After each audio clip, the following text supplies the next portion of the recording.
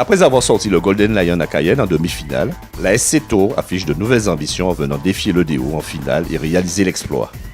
Mais l'Étoile de l'Ouest, rompu à cet exercice et invaincu en championnat, partait favori pour cette finale de la Coupe de France zone Antilles-Guyane.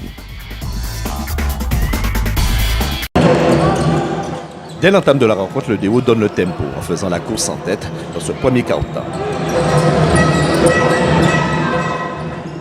Balle de contre récupérée au rebond par le DO. De la Rosa en profite. 12-3 pour le DO.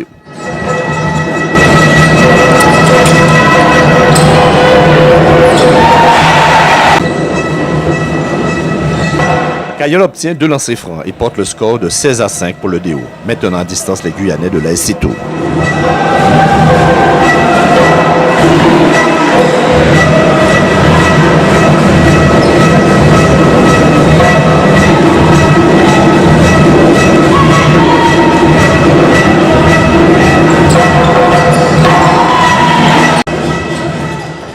Domination pointe-moyenne avec le géant serbe de l'EDO qui décale Amidal sur un service de Cayolle pour un tir à 3 points.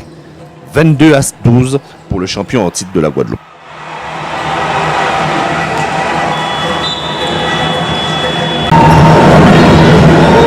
Les Guyanais tentent de garder le contact avec une transversale de Zéphirin en direction d'Égalgé qui doit se reprendre à 2 reprises pour amener le score.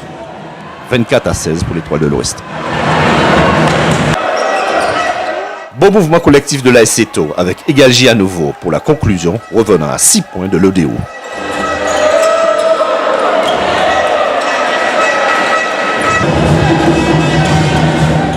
La mi-temps sera sifflée sur une dernière tentative à 3 points de la SC Tours sur un score de 31-24 en faveur de l'Étoile de l'Ouest.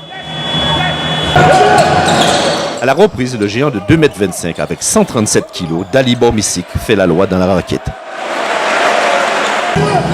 Le DO poursuit sa domination avec un magnifique lay-up réussi par Anne Rose, portant la marque de 37-26. Dans cette deuxième mi-temps, le DO lâche les chevaux avec un De La Rosa et Misic décisif.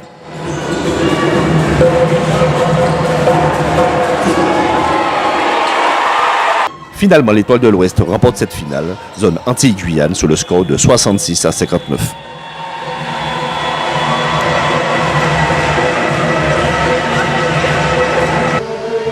Le match a été difficile. On a manqué d'adresse, il faut l'avouer. On a eu une équipe de DO assez complète à l'extérieur comme à l'intérieur. À partir de là, on a essayé de faire avec nos forces. Mais bon, la soirée était difficile. Sans adresse, c'est difficile de passer ce cap en tout cas. Voilà.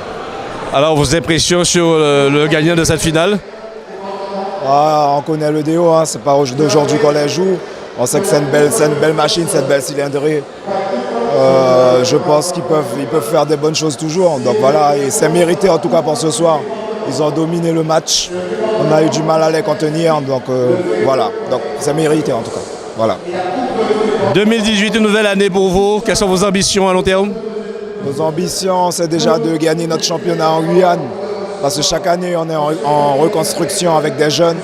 Donc on va déjà commencer par gagner notre championnat et venir aux Antilles-Guyane pour au moins accrocher la 2e place. Voir si on peut jouer la finale face à la Guadeloupe. Parce qu'en général, la Guadeloupe est l'équipe la plus forte des 3 en général. Donc voilà. On a mis du temps à se mettre en jambe. C'est vrai que notre arrivée a été quand même assez compliquée, mais bon, on a quand même tenu le coup. Alors, bon, une soirée vite à oublier, on va dire. Quels sont vos objectifs pour 2018? Nos objectifs sont tout simples. Déjà, on a un match très prochainement en Guyane pour se qualifier pour la Coupe de Guyane. Donc on va se reconcentrer dessus. Mais après, l'objectif prioritaire reste quand même de revenir en Martinique pour le Guy Margois.